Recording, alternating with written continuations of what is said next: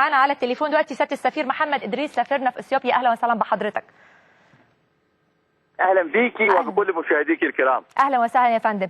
الكلام اللي حضرتك قلته ان سد النهضه امر واقع ومشروع جاري تنفيذه، وان المفاوضات يعني هتكون بس عشان يبقى المشروع في مصلحه البلدين، مش الهدف منها وقف بناء السد. الكلام ده حضرتك قلته يا فندم؟ حضرتك هذا الكلام حضرتك نقل عن ايه؟ يا فندم؟ هذا الكلام منقول عن ايه؟ عن حضرتك. حضرتك قلت الكلام ده لا ولا لا يا فندم؟ لاي مدى الكلام ده دقيق؟ انا ذكرته لمين؟ لليوم السابع يا فندم. هذا كلام غير دقيق، هذا كلام غير دقيق. عظيم، عشان كده حضرتك موجود معانا. اتفضل وضح. الان هناك بين مصر واثيوبيا والسودان توافق على ان اي مشروعات مائيه. طب معلش يا سياده السفير، انا اسفه جدا، انا بعتذر لحضرتك، يا ريت تفضل موجود معانا يا فندم.